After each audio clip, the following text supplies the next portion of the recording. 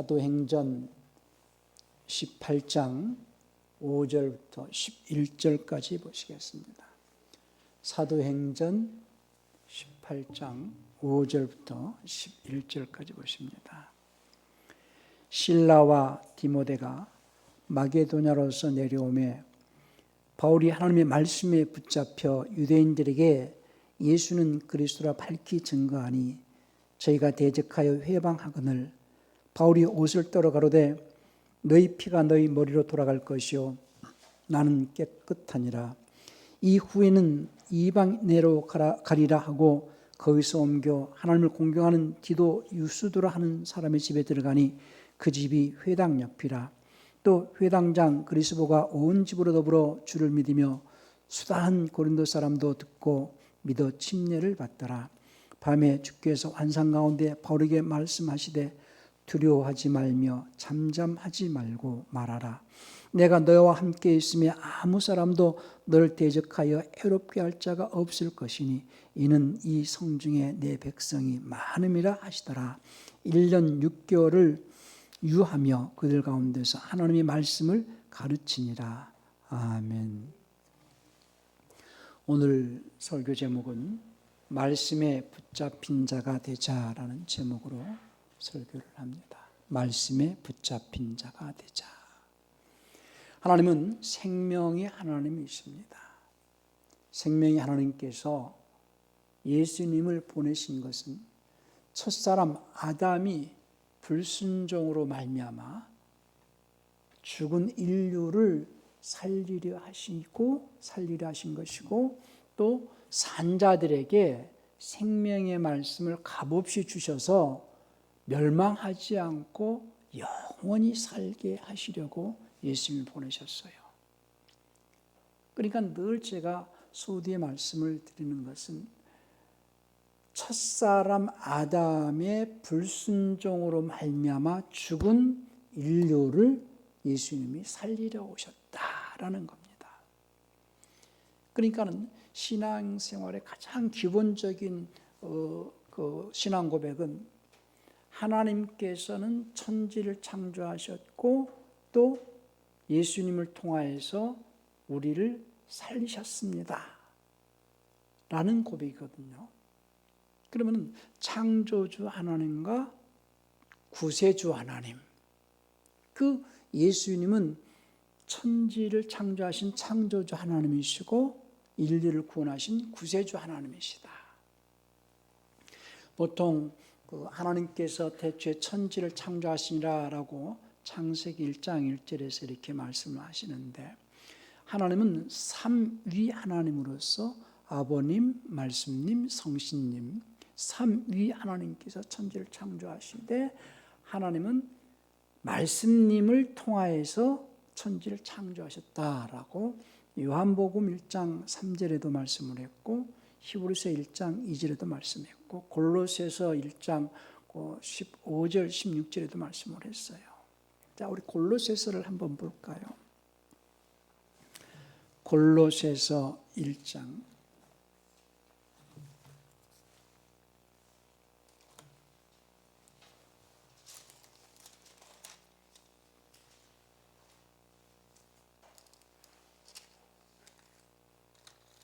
15절. 그는 보이지 아니하시는 하나님의 형상이요 모든 창조물보다 먼저 나신 자니 만물이 그에게 창조되되 하늘과 땅에서 보이는 것들과 보이지 않는 것들과 혹은 보좌들이나 주관들이나 정사들이나 권세들이나 만물이 다 그로 말미암고 그를 위하여 창조되었고 또한 그가 만물보다 먼저 계시고 만물이 그 안에 함께 섰느니라. 그러니까 예수님께서 만물을 창조하셨고 그리고 예수님께서 사람으로 오셔서 십자가에 죽으셔서 인류를 살리셨다라는 것을 우리가 믿는 거거든요. 그러니까 예수님은 창조주 하나님이시면서 인류를 구원한 세상의 구세주 하나님이시다라는 것입니다. 그러니까 인류는 어떤 상태였는가? 첫사람 아담이 선악을 알게 하는 실과의 나무를 먹지 말라 하신 하나님 명령을 어기고 마귀의 유혹을 받아가지고 실과를 따먹게 됨으로써 죽었다라는 거예요. 여기서 죽었다라는 것은 혼이 죽었다라는 얘기입니다. 육신적인 생물학적인 죽음을 말하는 것이 아니고 혼이 죽었다. 그리고 혼이 죽은 상태는 어떤 상태가 혼이 죽은 상태냐? 첫째는 하나님의 말씀을 받지 않냐고 마귀의 말을 들었다는 거예요.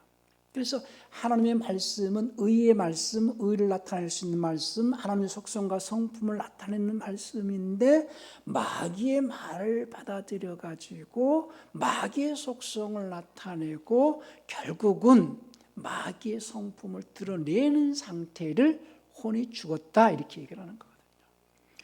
그러니까 마귀의 속성을 언제 드러내느냐 하면은 가인을 통하여서 가인 때부터 이제 드러납니다. 그래서 마음에 분을 일으키고 얼굴에 울그락불그락하면서 결국은 아우를 이제 죽이는 어떤 그 마귀의 속성과 성품이 행동으로 나오게 되었다는 거예요. 그러니까 많은 사람들이 아담의 선악과를 따먹는 날에 반드시 죽으리라라고 창세기 2장 17절에 주님 말씀하셨는데 창세기 2장 17절을 한번 볼까요? 우리 창세기 2장 17절을 봅시다. 선악을 알게 하는 나무의 실과는 먹지 말라. 내가 먹는 날에는 반드시 죽을 것이다 그랬거든요. 그리고 이제 3장 6절에서 저들이 여자가 그 나무를 본즉 먹음직도 하고 보암직도 하고 지혜롭게 할 만큼 탐스럽기도 한 나무인지라 여자가 그 실과를 따먹고 자기와 함께한 남편에게도 주매 그도 먹은지라 그랬어요. 그러면 그걸 먹는 날에는 반드시 죽는다라고 했을 때 그 죽는다라는 것은 뭐가 죽느냐? 혼이 죽는다. 먹는 순간에 아담은 죽었다 그 말이에요. 육신적으로 죽은 것이 아니고 혼이 죽었다라는 거예요.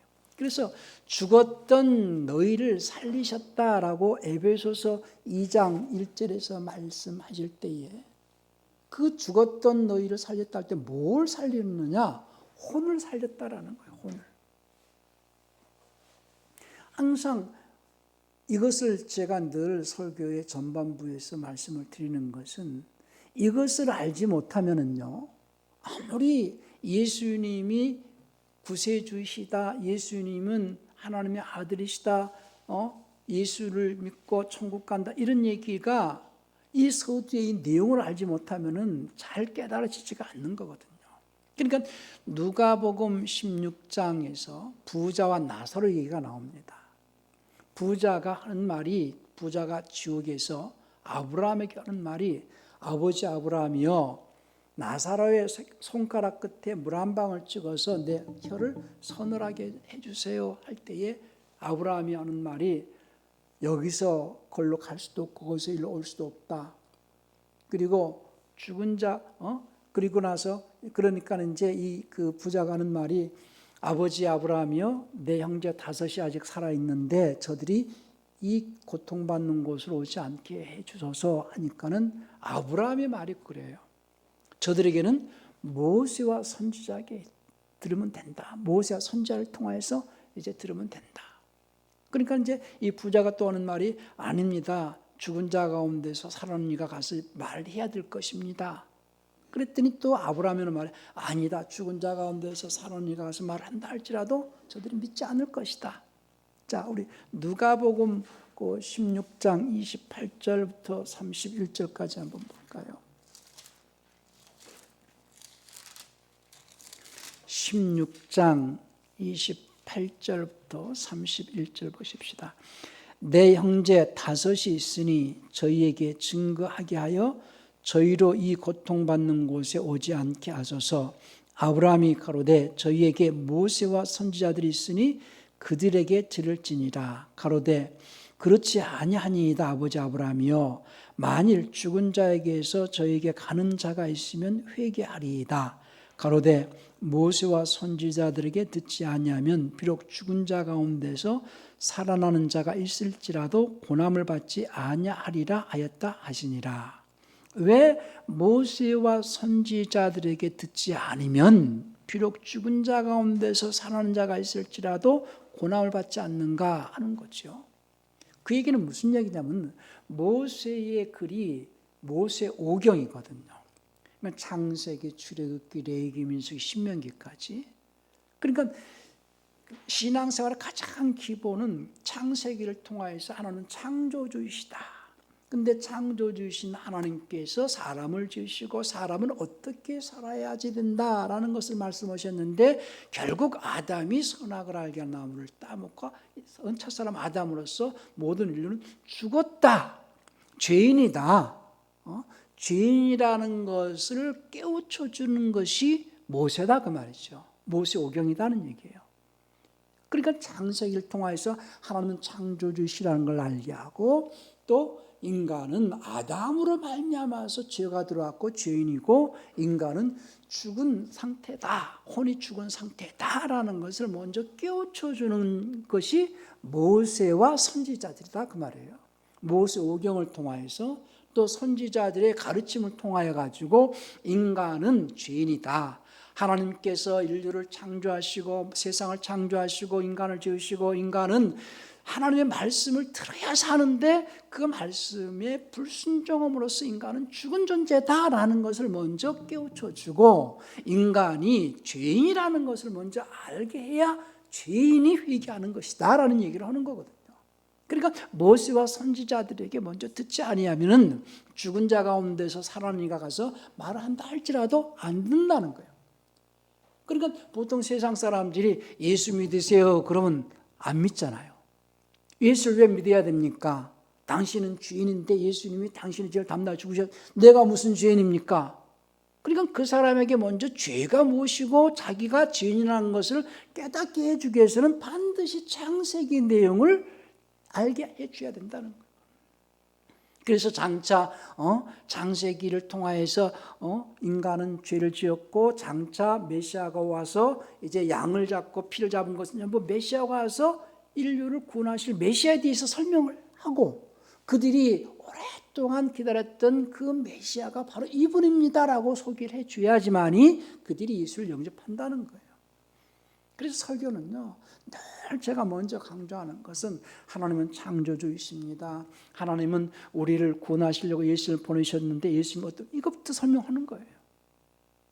그러면 하나님께서 예수님을 통하여서 우리를 살리셨다. 예수님이 십자가에 죽으심으로써 우리를 살리셨다라고 했을 때예요. 그 살린다는 것은 뭐를 살리느냐? 혼을 살린다는 거예요. 혼을 살렸다라는 것은 다시 말해서 양심이 이제 살아났다는 거거든요. 우리 구원의 대상은 영도 아니고 육도 아니고 혼이거든요.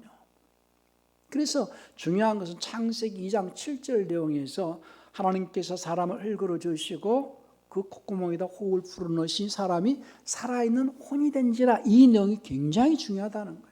근데 생명으로 바꿔놨기 때문에 사람은 영으로 착각하고 영의 구원이라고 말하고 영적 하는 것이 지금 한국교회의 현실이거든요. 그건 굉장히 잘못된 가르침이거든요. 혼의 구원, 혼은 인격이고 인격의 변화. 그래서 그 혼을 살리셔가지고 이제는 그 산 혼이 됐거든요. 산 혼. 예수님이 십자가에서 죽으신 것은 대속이라고 말합니다. 대속.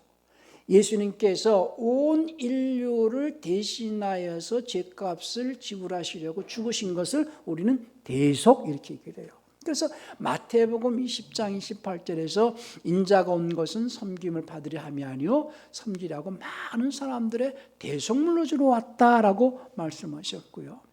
요한일서 2장 2절에서 어떤 특정한 사람만을 위해서 그분이 십자가에 죽으신 것이 아니라 많은 사람들, 모든 사람을 위해서 죽으셨다고 요한일서 2장 2절에서 말씀하셨는데 저는 우리 죄를 위한 화목제물이니 우리만 위할 뿐 아니요 온 세상의 죄를 위하십니다 그랬어요. 그래서 예수님께서 2000년 전에 십자가에서 죽으신 것은 온 세상의 죄인들 곧 모든 사람의 죄를 위하여서 죽으셨다라는 사실입니다. 우리는요, 예수님은 세상에 오신 구세주, 세상의 구세주시다. 어떤 사람들은 예수님은 예수를 믿는 자들만의 구세주라고 착각하게끔 가르치는 경우도 있어요. 아니요. 예수님은 예수를 믿는 자이든 예수를 믿지 않는 자이든 온 세상을 구원하신 구세주이시다. 자, 우리 요한일서 4장 14절도 한번 볼까요? 요한일서 4장 14절을 보십시다. 아버지가 아들을 세상의 구주로 보내신 것을 우리가 보았고 또 증거하노니 그랬어요. 그러니까 아버지가 아들을 세상의 구세주, 예수님은 세상을 구원하신 구세주시다. 예수님은 세상의 구세주시다. 사마리아 여인이 사마리아 동네에 들어가서 내가 그리스도를 만났다 그러니까 그 동네 사람들이 예수님을 사마리아 마을로 이렇게 청해가지고 말씀을 듣고 난 다음에 그들이 고백이 요한복음 4장 42절에서 그들이 이제 고백을 하는 것을 또 보십시다. 우리 요한복음 4장 42절입니다. 그 여자에게 말하되 이제 우리가 믿는 것은 내 말을 인함이 아니니 이는 우리가 친히 듣고 그가 참으로 세상의 구세주이신 줄을 알미라 하였더라 그랬어요. 예수님은 세상의 구세주이십니다. 세상을 구원하셨다. 그러니까 구원이라는 것은요, 어디로부터 구원이냐? 마귀로부터 구원하는 것은 마귀로부터 해방이요. 죄에서 구원하는 것은 원죄에서 사함받았다는 것이요. 사망에서 건짐받았다라는 것은요. 중요한 것은 온 세상 사람들이 사망에서 건짐받았다라는 얘기는 온 세상 사람들이 죽었지만은 살았다는 거예요. 그러니까 예수님을 믿든 예수님을 믿지 않든 온 세상의 구세주이신 예수님께서 살리셨다라는 거예요. 예수를 안 믿는 자도 산 자들이라는 거예요. 잘 들으셔야 됩니다.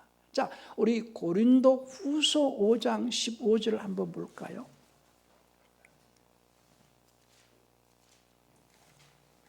고린도 후서 5장 15절입니다.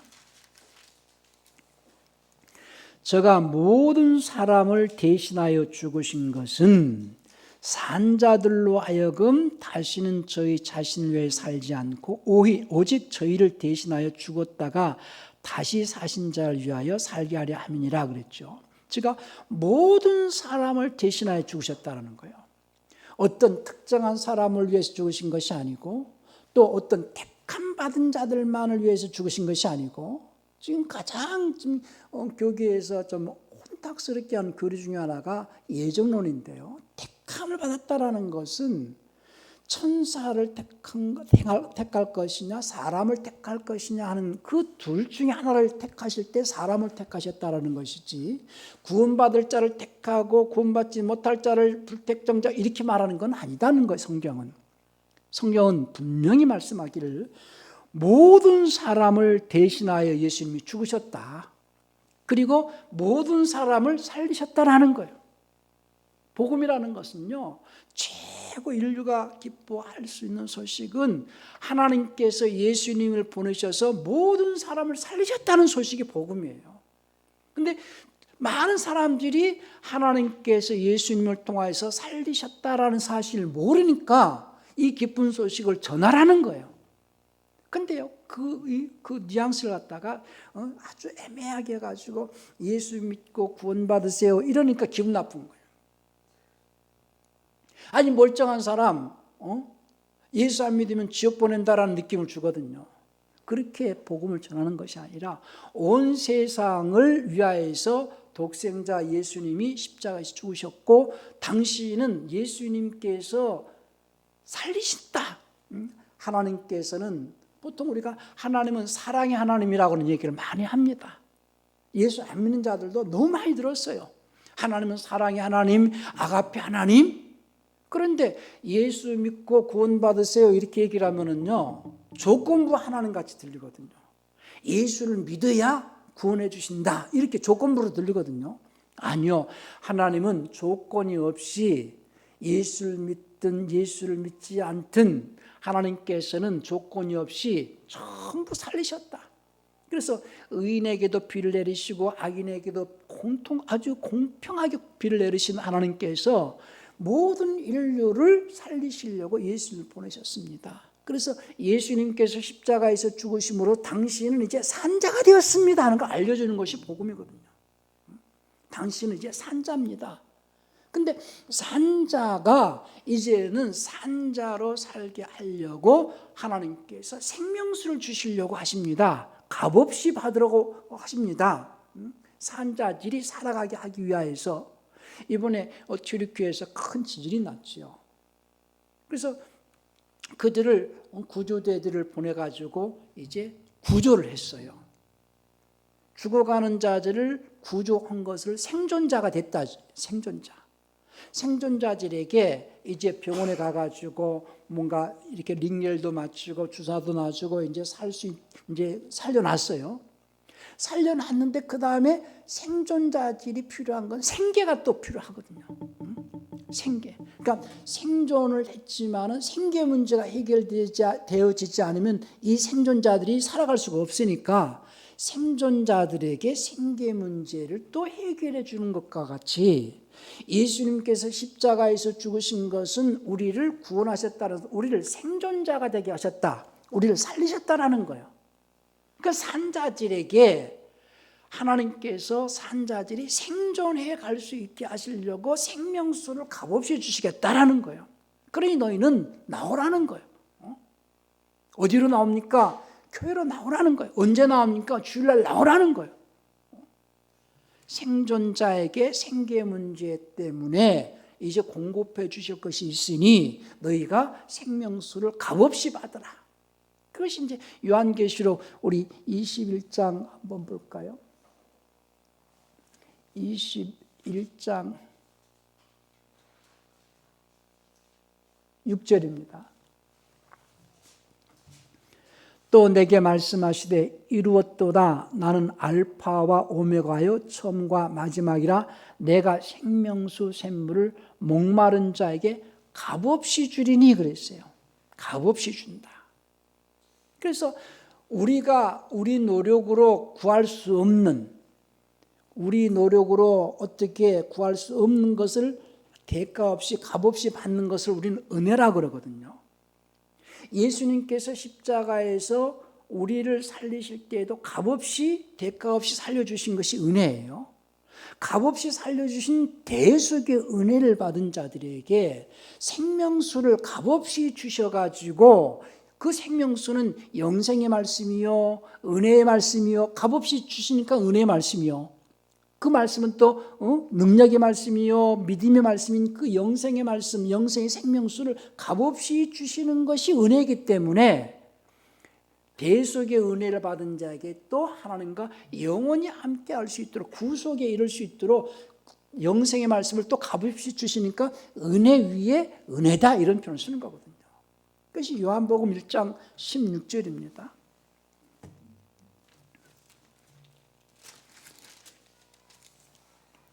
우리가 다 그의 충만한 데서 받으니 은혜 위에 은혜라라. 율법은 모세를 말미암아 주신 것이 은혜와 진리는 예수 그리스도를 말미암아 온 것이라.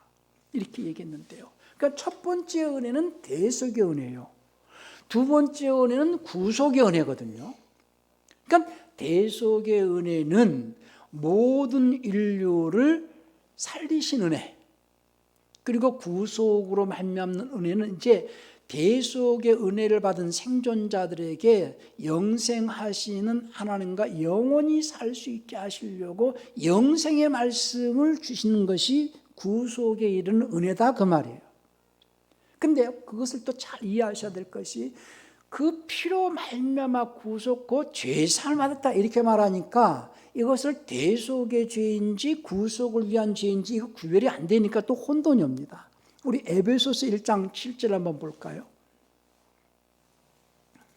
에베소서 1장 7절 봅시다.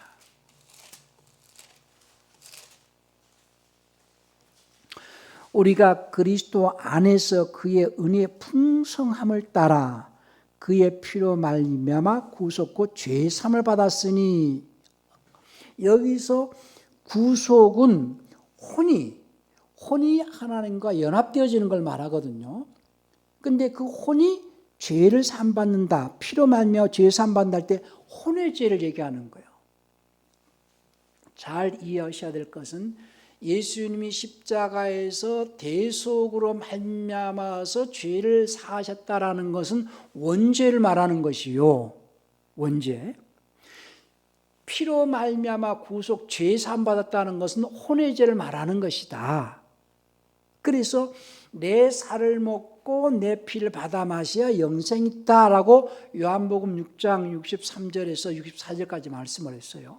그러니까 우리가 성찬할 때 살을 먼저, 그러니까 떡을 먼저 떼고 그 다음에 잔을 마시잖아요. 그것은 대속으로 말미암아서 온 인류는 원죄 문제에서 자유하게 되었고 산자들이 되었다라는 것을 믿는 거예요. 대속. 근데 그 대속을 통해서 원죄 문제가 사해졌다 해도 혼이 가지고 있는 죄, 첫사람 아담으로부터 이제 원죄 문제가 왔지만은 이제 계속해서 마귀의 속성이 완전히 우리 마음과 생각 속에 자리 잡고 있는 그 혼의 죄를 씻게 하시려고 예수의 피로 씻으라는 얘기예요. 그 피는 곧 진리의 말씀이거든요. 믿음의 법. 그래서 구약은 짐승의 피 이렇게 얘기합니다. 그래서 짐승의 피는 육체의 행위를 거룩하게 하는 피이기 때문에 그 짐승의 피는 율법을 상징하는 것이고, 그리고 율법은 육체를 거룩하게 하는 것이지만은 예수의 피는 우리 혼을 살리고 혼을 깨끗하게 하고 혼을 거룩하게 하신다는 얘기예요. 그래서 이 짐승의 피는 율법을 의미하고 예수의 피는 믿음의 법을 말하는데, 그 믿음의 법을 다른 말로는 그리스도의 법 이렇게 얘기를 하거든요. 신약에서 나오는, 그러니까 구약은 율법이잖아요. 이스라엘은 율법을 지키면서 육체의 죄가 나타나지 않도록 거룩하게 살아가는 것이 이스라엘 사람들이 이제 그 유대인들이 지켜야 될 법이거든요. 그런데 신약에서는 그리스도인들이 지켜야 될 법, 그것은 그리스도의 법 또는 믿음의 법. 그리스도의 법, 믿음의 법은 우리 마음과 생각까지 거룩하게 해야 하는 법이 그리스도의 법이요, 믿음의 법이요. 원죄에서 자유함을 받은 자유자의 법이요, 하늘 왕국의 상속자가 되어서 그리스도와 함께 왕노릇할 자들이 지켜야 되는 왕가의 법이요. 자, 네 가지 법을 얘기를 했어요. 첫 번째, 믿음의 법 이렇게 얘기합니다. 우리 로마서 3장 27절 한번 볼까요?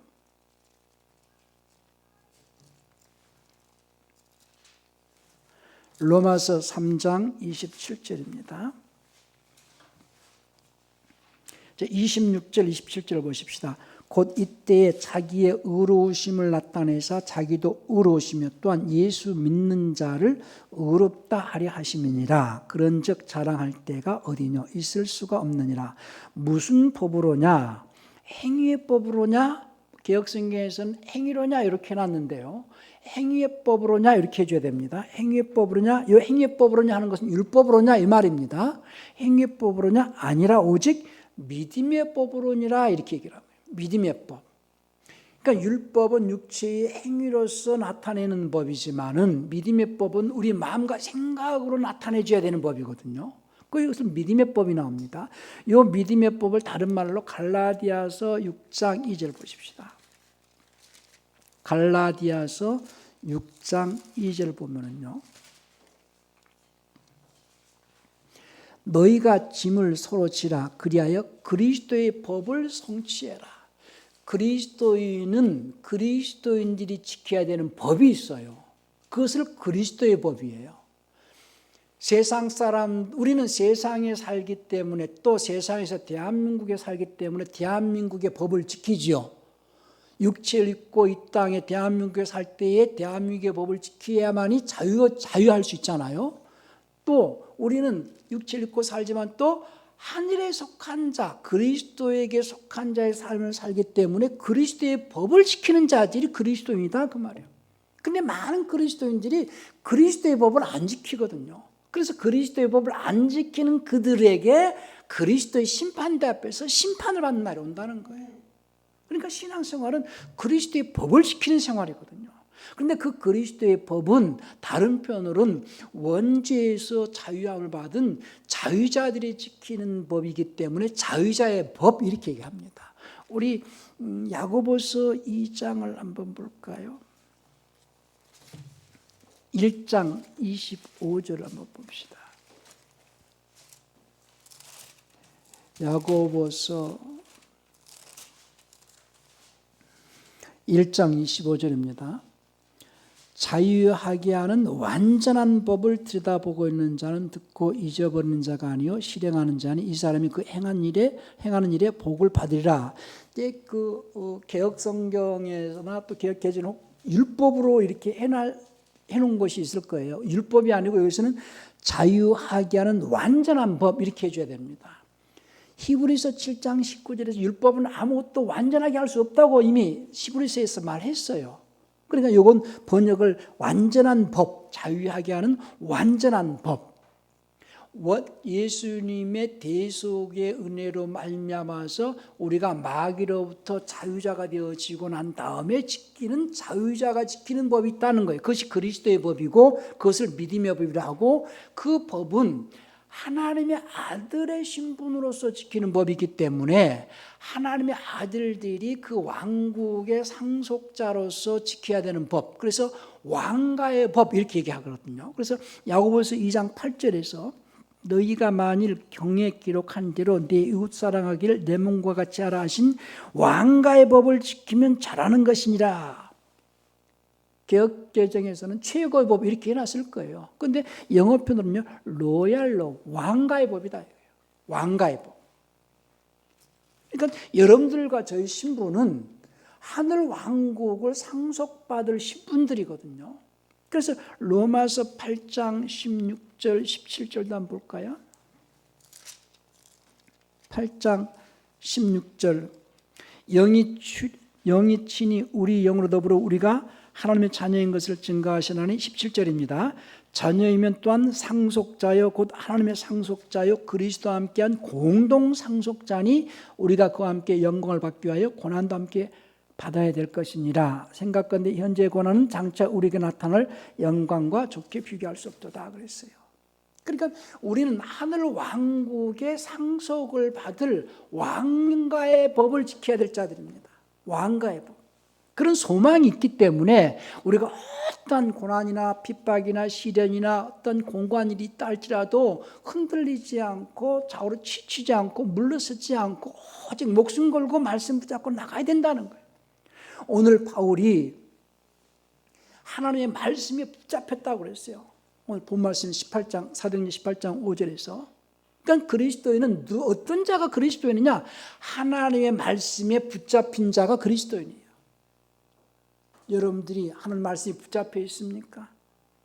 세상 사람들은 세상에 붙잡혔고 세상의 물질에 붙잡혀서 끌려가고 명예에 붙잡혀서 끌려가고 인간의 정에 끌려서 그렇게 살아가는 자가 많죠.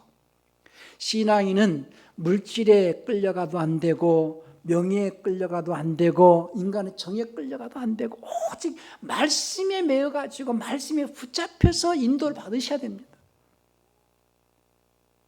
그러니까 이 복음을 처음 받은 자가 아브라함이잖아요. 하나님께서 갈라디아서 그 3장 21절에서인가요? 갈라디아서 한번 볼까요?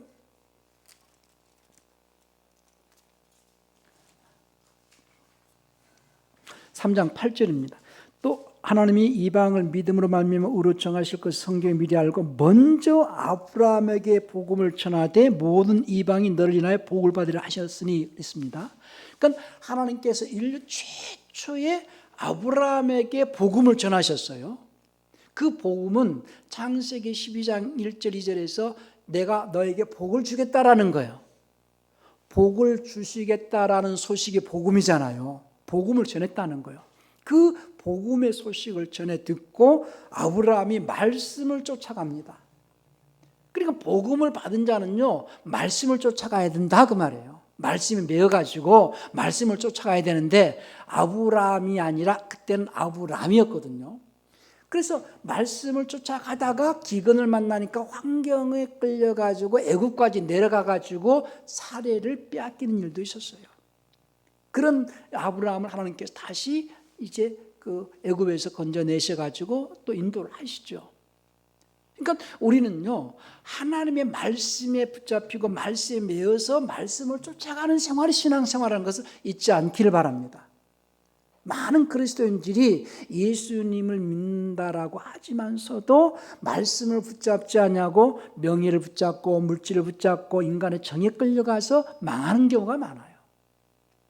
우리는 잘 아는 대로 소돔 고모라가 멸망할 때에 흑퍽의 천사들이 두 천사가 롯과 그의 딸과 롯의 아내를 붙잡고 나오잖아요. 롯의 두 딸을 한 천사가 양쪽 손 붙잡고 또 한 천사가 롯과 아내를 붙잡고 나오는데 절대 뒤돌아보지 마라. 그런데 롯의 아내는 너무 미련이 많았던 거예요. 뒤돌아봐가지고선 소금 기둥이 됐잖아요. 세상에 미련 두지 말라는 거예요. 인간의 정에 끌리거나 어떤 명예나 물질에 끌리지 말고 그리스도인의 삶은 말씀에 붙잡힌 자의 삶이 되셔야 됩니다. 저와 여러분들이 영생에 이르기까지 말씀에 붙잡혀 가지고 그 말씀은 우리 혼의 닷과 같다고 그랬어요. 배가 항구에 정착을 하려면 닷을 내려야 되잖아요.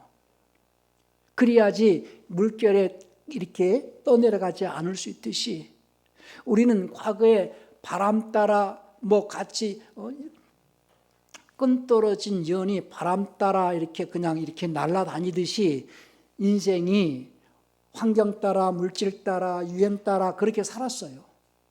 그러나 그리스도인의 삶은 환경 따라 명예 따라 물질 따라 유행 따라 사는 자들이 아니라 오직 말씀에 딱 매여가지고 말씀 따라 말씀에 붙잡혀서 사는 생활이 그리스도인의 삶이에요. 오늘 주님께서 우리에게 명령하시는 것은 다른 게 아닙니다. 그리스도인의 삶이라는 것은 말씀에 붙잡혀가지고 말씀에 인도받는 삶이 그리스도인의 삶이니 너희는 말씀을 붙잡고 말씀에 매인바되고 말씀을 놓치지 말라 하는 거예요. 저는 가끔 그런 생각을 해요.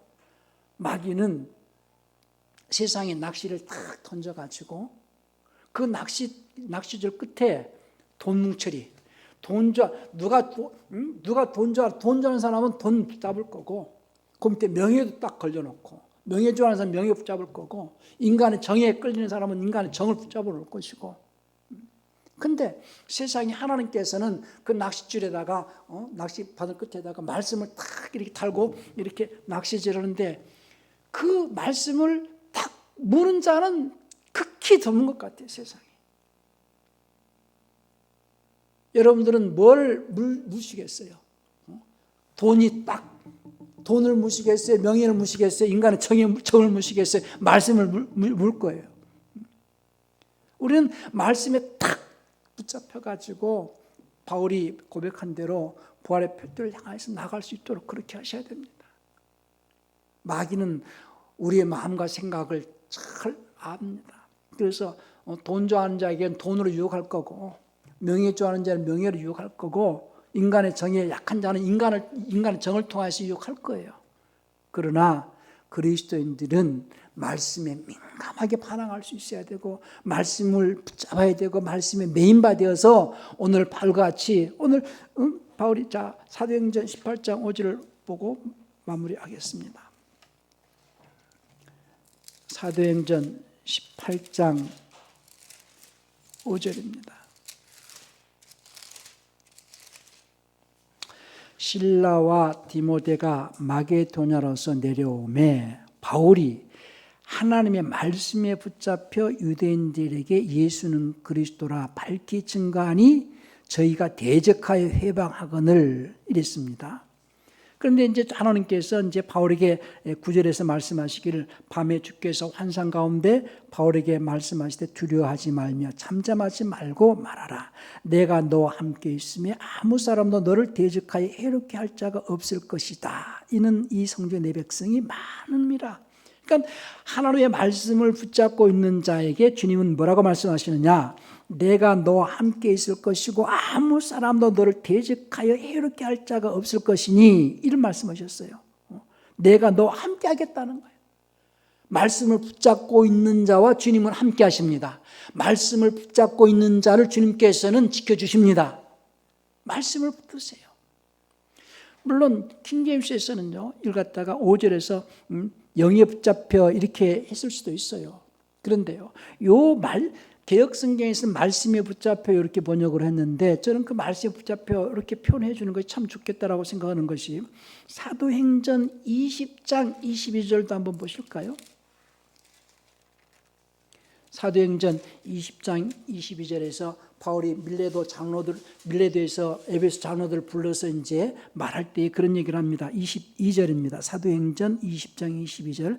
보라, 이제 나는 영의 매임을 받아 예루살렘으로 가는데, 그래서 여기서 영의 매임을 받았다는 말과 아까 사도행전 18장 5절에서 말씀에 매였다는 것은 영어 표현 같은 표현이거든요. 근데 그 영은 요한복음 6장 63절에서 살리는 것은 영이니 육은 무익하니라 내 말이 영이요 이렇게 했거든요. 그러니까 주님의 말씀에 딱 매였다라는 거예요.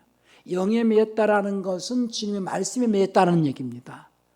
우리 주담교회 성도님들은 항상 말씀을 붙잡고 말씀에 매여 있기를 바랍니다. 말씀을 붙잡고 있을 때에 오늘 주님께서 바울에게 말씀하신 대로 말씀을 붙잡고 있는 바울에게 내가 너와 함께 할 것이고 너를 해롭게 할 자가 없을 것이고 내가 너를 지켜주겠다. 항상 우리는 말씀을 붙잡고 있을 때 주님의 보호받을 수 있고 주님께서 함께 하신다는 것을 잊지 않기를 바랍니다. 오늘 시간 기도하실 때에 일평생 말씀 붙잡고 나아가는 우리의 삶이 주님과 함께하는 삶인 것을 기억하시면서 주님 늘 말씀에 정말 순종하면서 그 말씀을 붙잡고 나갈 수 있는 저희가 될 수 있도록 통성으로 기도하시겠습니다.